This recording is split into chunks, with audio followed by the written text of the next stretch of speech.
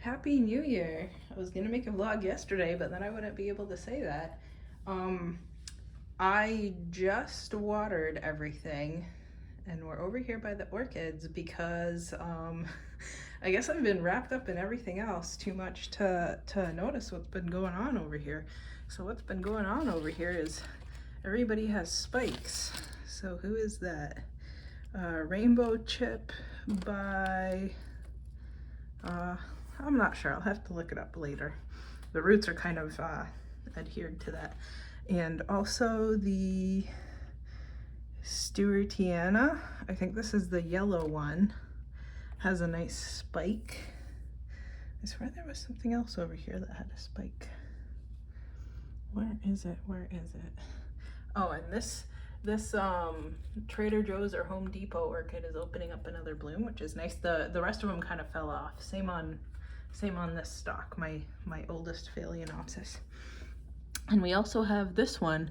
I don't remember if it's Stewartiana or somebody else. There's a tag somewhere.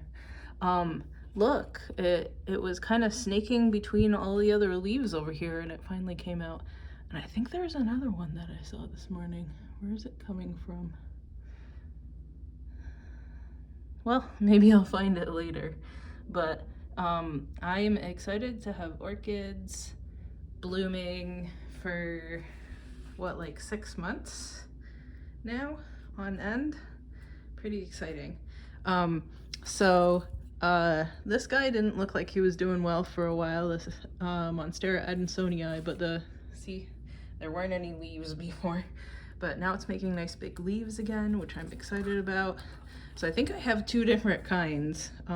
This came from somebody who had them probably growing as weeds in their front yard for like the last 20 years, and once the craze hit in the past couple of years, they decided to take some cuttings of their front yard and backyard plants and stuff in Florida, and they did the over-the-top advertising, as you see, right?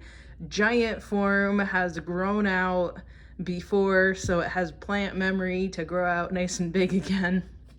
But it was a bundle, like $40 for a cutting of adansonii, and then deliciosa, a cutting of the large form of deliciosa that has grown in his front yard.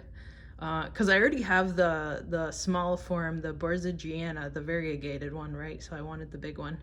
And then he had also sent the thing that people grow that looks sort of like Monstera, but isn't, Rhaphidophora, I think.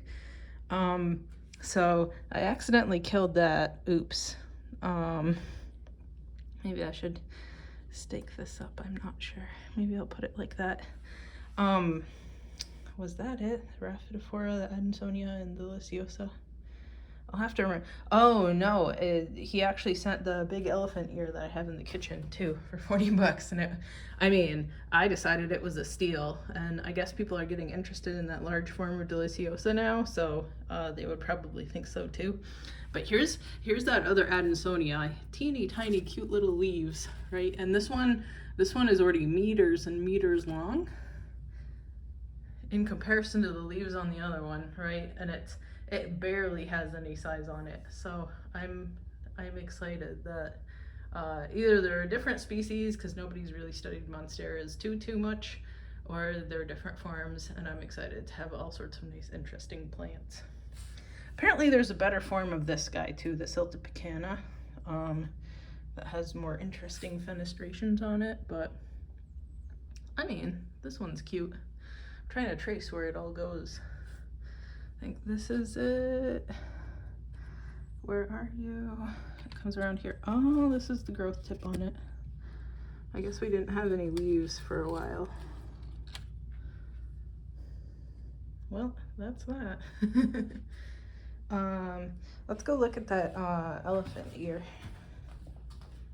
Look at my jug collection here. I need to go refill it with rainwater. So because I had left my watering can and a kitty litter bucket outside during the really cold, when it was feels like -10 outside during that cold snap, the ice on the bottoms of them had expanded so much it broke the containers, but the big rectangle garbage can that I have though, that one was okay. So the next time it really rains, which might be Wednesday when it's supposed to be 70 and rainy, which is kind of ridiculous, hopefully that fills up so I can refill all those jugs. So over here, actually this guy, the really tall one that looks kind of crummy right now, I wish it didn't. I wish I knew how to help it. Oh, it has another leaf. Let's pull this guy out. Georgie, don't eat the plants. Don't eat the plants. Yeah, cutie pie. Don't eat the plants. So, this guy is doing well. I always forget what it is. It's like a peperomia or something. Oh, I actually have it written down. Peperonia emarginella. So I have rocks on this vine over here to try to root it in the soil. This one is bad at rooting. I think it's like a neon version of pothos or something. I think it's some sort of philodendron. It turns kind of pink at the growth point under the light that I have it under. This guy that I had repotted a week or two ago is doing well. Not that he was doing poorly before, but I think he perked up a little bit. I dropped a little bit more soil in here, so then I got this nice new leaf on my shamrock. This guy hasn't put out any new leaves yet. Right, this guy either, just one leaf. I mean, one leaf is okay, right? Good enough. Like, there's actually supposed to be an elephant ear in that pot, but I think it's dead. Uh-oh, oops, but at least I can use it for another vine. This guy rooted well though, the Scindapsus. And I have the peperomia taking over everywhere. So for a while I kept killing it and I thought I would lose the whole entire plant, so I'm glad it's taken root in a lot of different pots and it'll survive in a lot of different places, right? Because I have a bunch of it growing in my Nepenthes aristolochoides, and then I have a pot of it over here. I auctioned off a pot of it last year during the, not last year, but the year before during the NESC auction. I think it actually went to Black Jungle. These roots, if you let them hit another pot, out comes a new fern. So I learned that when it rooted, and I think it was this pot, and I actually just ripped it out and chucked it out because I don't have room for another huge fern like this. So the Nepenthes aristolochoides, pot of its own. That peperomia. It's over here. It's over here. It's sort of taking over the Monstera Thai constellation pot too. And it's taking over a bit over here. Every once in a while there's a nice leaf of it that you can see. And it's growing in the corner here, and Terrarian's doing as well as it could be that it has for years. I still feel bad that I guess I hadn't watered the helianthera in so long it started dying back. I thought it could just live off of humidity because it did for a while, but I guess not. So it's actually putting up a couple new pictures, which I'm excited about. Maybe one more over here too. It just opened this one. Actually, I should probably water a little bit in it. I'll do that soon. And I've been keeping my eye open for if there's gonna be any blooms, because maybe it did too poorly to have blooms last year or the year before. Well, I think last year. I think the year before it actually did bloom. So maybe this year it'll bloom for me, like the orchids. So I have these pots, right? That one and that one and that one. So I tried to start the cutting of the begonia in here and in there, but I also put a bunch of these Queensland dews in there, and then the peperomia kind of fell over it too, so they're going to be interesting mixed pots. I don't know if I'm going to keep them or give them away or what, but I mean, you know me. I just start plants before I figure out what to do with them.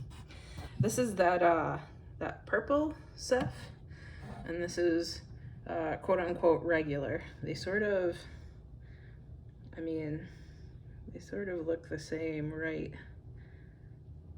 But whatever, they're both pretty. Both different strains. Maybe one of these days they'll bloom for me again. I have a hard time keeping them alive, but I mean, I guess they're okay. So it took me years and years and years to get mature pictures on this guy. I don't know if it takes you guys a long time, but I swear it took me like 5 years, if not more, to get mature pictures on this.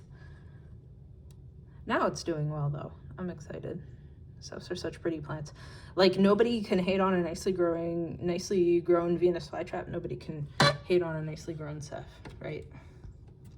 This one even has some nice vegetative leaves on it. Whenever I try to propagate them, it doesn't work. So I try, but it goes nowhere.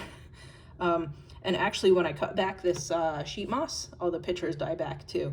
So I can't actually touch anything in this pot. When I pulled off the moss on the side here to put in the little pots that are in there, I was afraid that the whole entire thing would die back again. Same with when I cut the dead pictures out of here. That's why there's holes in here. I was afraid that the whole entire plant would die back, because usually they do whenever I touch any of the pot. And I would love to trim off this really tall moss here, but I'm afraid once again. So I don't actually get to touch my cephalotus.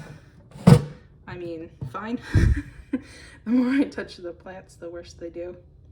But anyway, I think that's enough for now.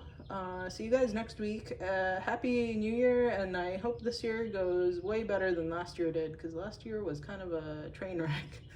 Okay, bye.